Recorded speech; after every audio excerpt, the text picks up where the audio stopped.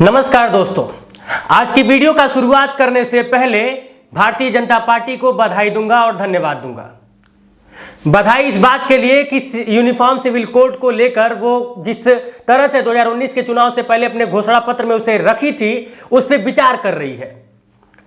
वो अलग बात है कि 2024 का चुनाव एक बार फिर से सर पर है, लेकिन भारतीय जनता पार्टी ने जिन जिन मुद्दों को अपने घोषणा पत्र में रखा था उस पर लगभग काम कर रही है। चाहे वो राम मंदिर हो, चाहे वो 370 हो या फिर यूनिफॉर्म सिविल कोड, यह तीनों हमारे देश के लिए बहुत जरूरी मुद्दे हैं। लेकिन मैं बार बार यह बात कहता हूं और आज फिर से कह रहा हूं कि इन तीनों मुद्दों पर जिस हिसाब से भारतीय जनता पार्टी ध्यान दे रही है, क्या इसी के ठीक सिमिलर शिक्षा, स्वास्थ्य और रोजगार पे भी ध्यान देगी? और अब तक यदि भारतीय जनता पार्टी शिक्षा, स्वास्थ्य और रोजगार की तरफ ध्यान नहीं दे पाई है तो उसका कारण क्या रहा है? क्या शिक्षा, स्वास्थ्य, रोजगार से उसको वोट नहीं मिलेगा, इसलिए शिक्षा, स्वास्थ्य और रोजगार की तरफ भारतीय जनता पार्टी का ध्यान नहीं जा रहा है? क्या भारतीय जनता पार्टी के लिए सिर्फ चुनाव जीतना ही उनका मकसद है? क्या देश तरक्की करे, देश वाकई में विश्व गुरु बने, इस पे भारतीय जनता पार्टी का ध्यान नहीं जा रहा है? क्योंकि मेरा यह मानना है और मेरे साथ साथ शायद आप भी इस बात से नकार नहीं पाएंगे कि किसी भी देश की तरक्की वहां की शिक्षा, स्वास्थ्य और रोजगार से जुड़ी हुई होती है। हमारी संस्कृति, हमारी विरासत होती है, इसमें कोई दो राय नहीं है। उसके लिए मैंने पहले ही भारतीय जनता पार्टी को धन्यवाद दिया। लेकिन उसके साथ साथ शिक्षा, स्वास्थ्य और रोजगार कहां है, इस पे भारतीय जनता पार्टी कितना काम कर पा रही है, मौजूदा सरकार कितना काम कर पा रही है, और भारतीय जनता पार्टी की जिन जिन राज्यों में सरकार है वहां पे शिक्षा, स्वास्थ्य और रोजगार पर कितना काम हो रहा है, यह सवाल मुझ सहित पूरे देशवासियों का है। अब आते हैं यूनिफॉर्म सिविल कोड पे।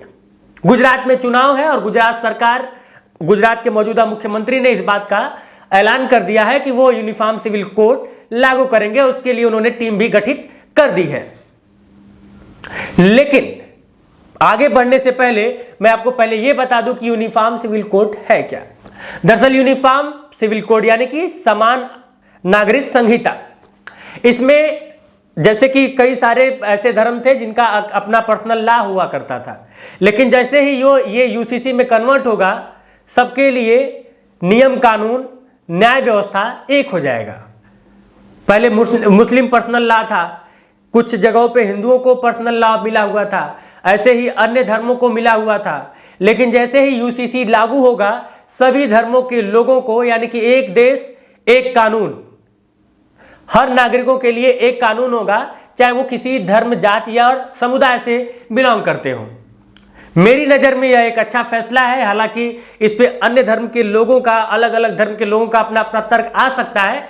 सबका तर्क सराखों पर, सबका तर्क, अगर कोई, चूंकि भारत एक लोकतांत्रिक देश है तो सबको अपनी बात रखने की इजाजत है, सबको अपनी बात कहने का हक है, अधिकार है। इन सब के बावजूद गुजरात चुनाव के ठीक पहले भारतीय जनता पार्टी का यह दांव विपक्ष में लड़ाई लड़ रहे उन तमाम पार्टियों के ऊपर कितना असर डालेगा, ये तो आने वाला वक्त ही बताएगा।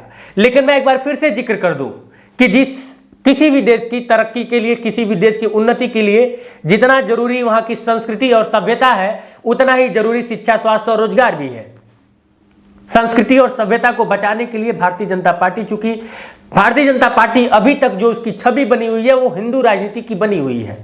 हिंदुओं को एक करके हिंदुओं को लुभाने की राजनीति अभी तक भारतीय जनता पार्टी करती आ रही है। लेकिन मैं भारतीय जनता पार्टी से सवाल करना चाहता हूं कि क्या उन हिंदू नागरिकों को भी शिक्षा, स्वास्थ्य और रोजगार का अधिकार नहीं है?